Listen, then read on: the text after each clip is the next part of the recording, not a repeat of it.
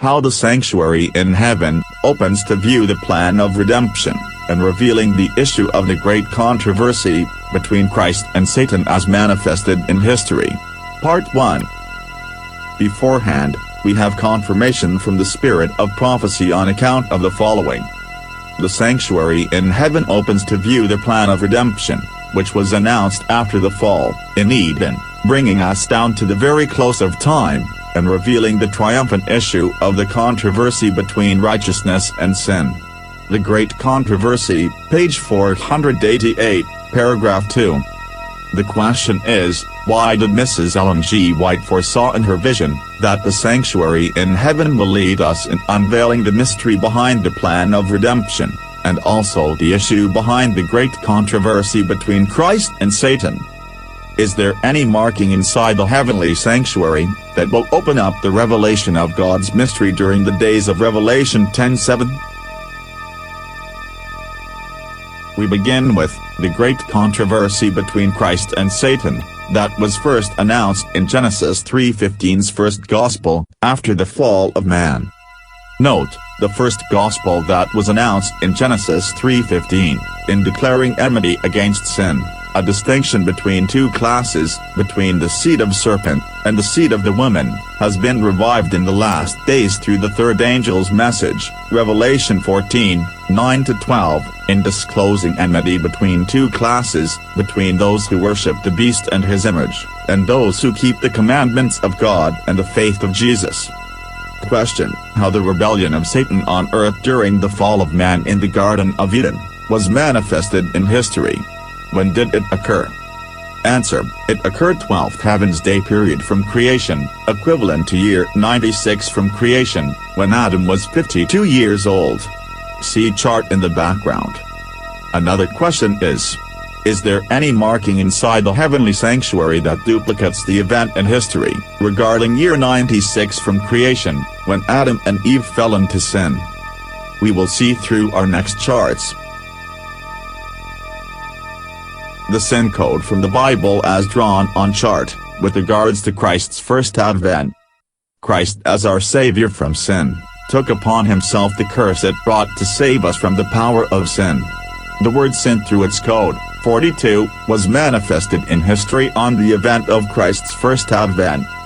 In Matthew chapter 1 verse 17, so all the generations from Abraham to David are 14 generations, and from David until the carrying away into Babylon are 14 generations, and from the carrying away into Babylon unto Christ are 14 generations. Notice that by adding this triadic 14 generations recorded in Matthew chapter 1 verse 17, we have 42 generations in all, in disclosing the word sin through its code, 42, that was manifested in history, on the event of Christ's first advent.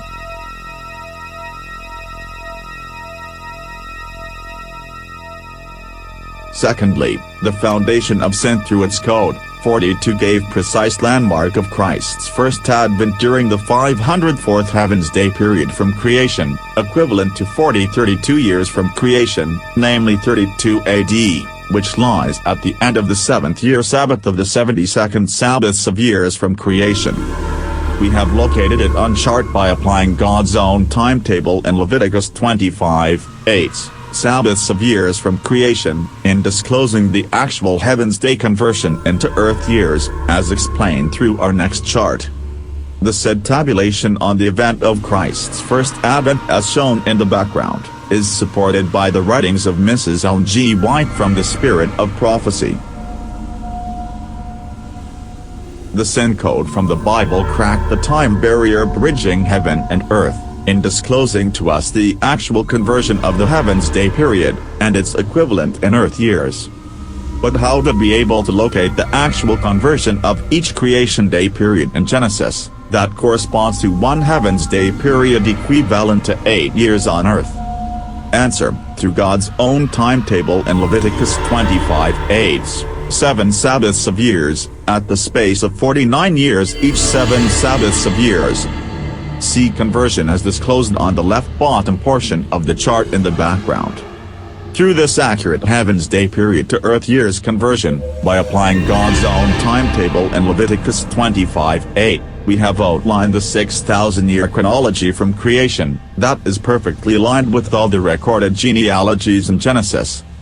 Lastly, the foundation of sin through its code, 42, have informed us the accurate landmark in history from creation, by updating the 6,000-year chronology and nullifies the million years theory from creation as speculated by many. See next chart. Updated chronology from creation unlocked.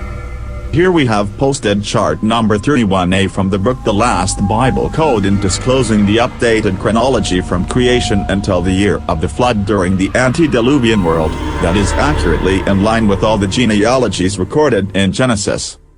The Lord has declared that the history of the past shall be rehearsed as we enter upon the closing work. Every truth he has given for these last days is to be proclaimed to the world. Manuscript 129, 1905. What's really the forbidden fruit from the tree of knowledge of good and evil in the Garden of Eden, had its marking on sanctuary pillars? Apple, or pomegranate? Clue. Our high priest, Jesus Christ, inside the most holy place of the heavenly sanctuary, have this kind of fruits hanging in his blue robe. Question: how the pomegranate as the actual fruit that was eaten by Adam and Eve, when tempted by the serpent in the Garden of Eden when they fell into sin, has its connection to the pomegranates worn by our high priest in his robe, and was also engraved on sanctuary pillars, in disclosing enmity against sin. See next posted chart in disclosing why the pomegranate was the forbidden fruit. As the answer to this puzzle, what forbidden fruit from the tree of knowledge of good and evil, had its marking on sanctuary pillars, gave witness to the controversy between the serpent and the woman, in Genesis 3:15's first gospel after the fall of man? Answer: the oracles of God found in Jeremiah 52:23, in disclosing what kind of fruit from the tree of knowledge of good and evil, gave witness to the controversy. Notice on chart how pomegranates, through its code, has been identified as the forbidden fruit from the tree of knowledge of good and evil, gave witness to the controversy between Satan and the woman, as the enmity against sin, that was announced in Genesis 3:15. Both Adam and Eve disobeyed God as a result of eating the forbidden fruit, pomegranates, and they were banished from the Garden of Eden after the fall. Note, although the said fruit from the tree of knowledge of good and evil, as the pomegranate that was forbidden to Adam and Eve in the Garden of Eden, is no longer forbidden to eat, in our generation today. Pomegranates in fact is naturally good for our health, which contain many nutrients, aside from its healing wonders. Also, we have established the fact why pomegranate was the real fruit, to put an end to a lie which cheated many people for many generations, believing it was an apple that was used by the serpent, during the fall of man. Secondly, this total number of 100 pomegranates engraved on sanctuary pillars, as recorded in Jeremiah 52:23, has something to do with the following. Christ's 33 1/3 years of life on earth, that is equivalent to 100 heavens hours, when he left heaven to be incarnated in the flesh as Savior from sin, whose 100 marking, was engraved in the pillars of the heavenly and the earthly sanctuary. See account below. Jeremiah 52:23. And there were 96 pomegranates on a side, and all the pomegranates upon the network are 100 round about. The 33 1/3 years, namely 33 years and 4 months, of Christ's life on earth during Christ's first advent, is equivalent to 96 plus 4, heavens hours equals 100 hours, when he left heaven, to be incarnated in the flesh. God manifested in the flesh. 1 Timothy 3:16.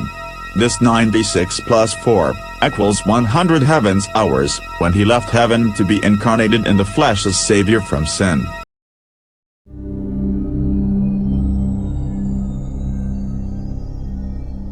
How the pomegranates marking on sanctuary pillars, as written in Jeremiah 52:23, duplicates its marking in line with the prophetic periods of the last days. Jeremiah 52:23. And there were 96 pomegranates on a side, and all the pomegranates upon the network, are 100, round about. The 96 marking as disclosed through the 96 pomegranates engraved on sanctuary pillars in heaven, as recorded in Jeremiah 52:23, duplicates the same 96 marking in line with the spirit of prophecy as stated on 3 grounds below. Number 1. John the Revelator closed up the book of the Revelation in 96 AD. Number 2. The second witnessing from the spirit of prophecy, symbols and figures, as attested by Mrs. Ellen G. White on pages 7 to 8 of The Great Controversy, arise from the East, by year 1996. Notice that the year 1996 contained the last 2 digits, that is, 96. Number 3. The second witnessing from the spirit of prophecy, symbols and figures, was also attested by Mrs. Ellen G. White, during her 1848 Dorchester vision, when she foresaw that the great work of the future was opened in symbol. This testimony by Mrs. White was printed exactly on page 96 of the pamphlet, In the Footsteps of the Pioneers, Ellen G. White Estate. See bottom chart in the background. Now we raise the question, are all the 96 marking from the 3 testimonies from the spirit of prophecy, written on chart in the background, that duplicates the same pomegranates marking on sanctuary pillars, on account of Jeremiah 52:23, just coincidence or not? Or, this was shown to us, as credible proof from the sanctuary above, that the 2 witnessing from the spirit of prophecy, see bottom of the chart, that unites during the days of Revelation 10:7, when the mystery of God should be finished, are the last, in proclaiming the true gospel and disclosing enmity against sin.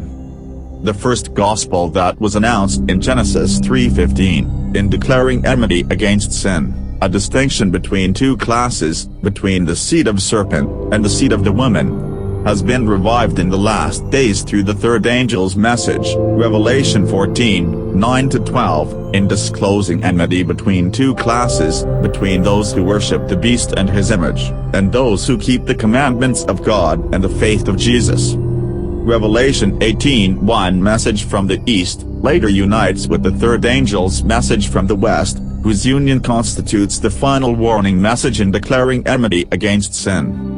And finally we asked, what's the reason why the SDA General Conference, located in the West, ignore the second witnessing from the spirit of prophecy, symbols and figures as the medium of prophecy under Revelation 18:1 message, that arise from the East? Why is it that the 1848 Dorchester vision by Mrs. White, that the great work of the future was opened in symbol, has not been informed ever since, by the SDA General Conference to the entire majority of the SDA brethren around the globe? This is the reason why the use of symbols and figures has been doubted as numerology by many Seventh-day Adventists, because they are still unaware and has not been informed about the second witnessing from the spirit of prophecy, symbols and figures, that began last 1996 AD.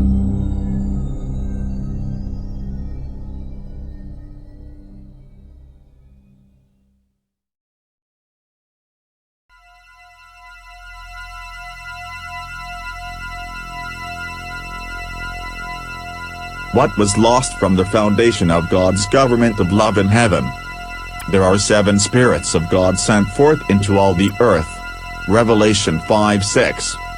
The foundation of God's government of love in heaven, are governed by the 3 supreme powers of the Godhead.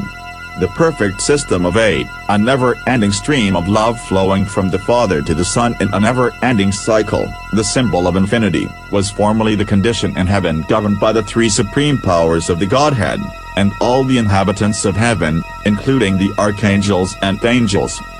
8 is equal to 7.999. The 7th-day Sabbath that contains the seal of God, 999, the reverse of 666. On September 1996, a visionary from the East, by the name of Wilfredo Hepolonca, received his first vision from God, regarding symbols and figures, as the second witnessing from the spirit of prophecy, as attested by Mrs. Ellen G. White on pages 7 to 8 of The Great Controversy. Brother Hepolonca was shown in his vision a shining figure that was 8, which leads him to the sign of the cross of Calvary, the mark of redemption, See chart in the background. And also, he was informed about the 1/12 that was lost from 8. He now unravels to you what was lost from 8, the symbol of infinity. When 1/12 of the powers in heaven separated itself from the perfect system of the foundation of love, 8, as a result of Lucifer's rebellion in heaven. Revelation 12:7. That is 1/12 of 8 equals 0.666, the reason why 1/3 of the angels in heaven. Revelation 12:4. Plus Lucifer, whose power is equivalent to 1/3 of the angels that joined him in his rebellion, equals 2/3, or 0.666, as the powers that were expelled out from heaven, and cast down to this earth below after the war in heaven. Revelation 12:4, and his tail drew the third part of the stars of heaven, and did cast them to the earth. Note, all the powers in the heavenly kingdom was formerly a perfect foundation of God's government of love. In symbol it is infinity, or represented in symbol by the figure 8. The powers in heaven are composed of the 7 spirits of God. Revelation 5:6, representing the 3 supreme powers of the Godhead, and the 8th portion, representing the angels and all the remaining inhabitants of heaven. When war in heaven broke out, the foundation of God's government of love has been affected. After the war in heaven, 1/12 of the foundation of God's government of love was banished from heaven. This was demonstrated to us by one of the 12 disciples who betrayed Christ, as a pattern of what was lost from heaven. That is why 1/12 of 8 equals 0.666, or 2/3, wherein this represent the 1/3 of the angels plus Lucifer, whose power is equivalent to 1/3 of the angels that joined him. Revelation 12:4. A restoration plan has been made by the 3 supreme powers of the Godhead, which is not an afterthought after the fall of man in Eden, to restore and to replace what has been lost from God's government of love. The word Trinity is nowhere to be found in the scripture, but there's no need for us to doubt its existing reality. The 7 spirits of God make up the 3 supreme powers of the Godhead. And even when the 1/12 of the powers in the heavenly kingdom was already missing after the war in heaven, the 7 spirits of God are still intact, and shared equally by the 3 that agree in one. 1 John 5:7. Note, the past, the present, and the future of God's plan, are in accordance with the spirits of God that makes up the Godhead. In fact, the reason behind the 7 spirits of God, Revelation 5:6, comprising the powers of the Godhead, is the very reason why we have 7 days a week at present in our weekly cycle. God has a code under his name, in the same way that Satan also has a code under his name. And the great controversy between these 2 authorities will disclose to us the end of the great controversy between good and evil. Question: how do we derive the code representing God? Answer: first, through the chapter and verse location of Genesis 32:30. See upper left portion of this chart in the background. See the exact location of the 1152 marking, as the code representing God, at the western end of the most holy place of the heavenly sanctuary where the throne of God was laid. Let's magnify this chart in the background by showing only the heavenly pattern of the most holy place and the holy place inside the heavenly sanctuary. Here is a clearer view. After we have presented to you the first part of our series, on how the sanctuary in heaven opens to view the plan of redemption, we now ended this video to move on to part 2.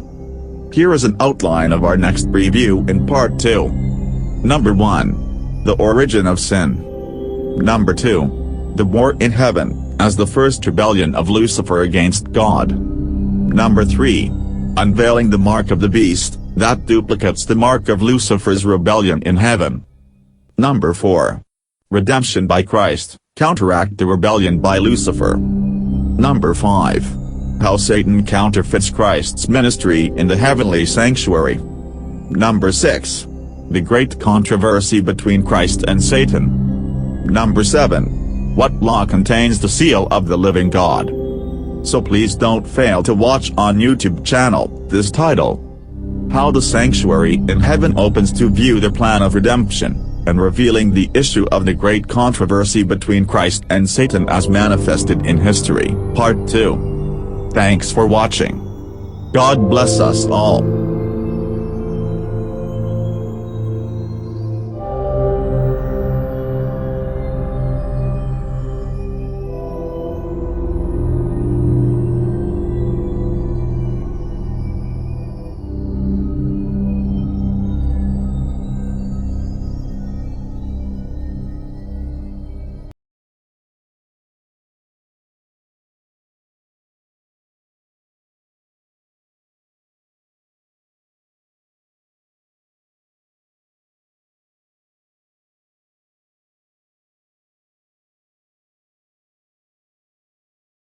us all.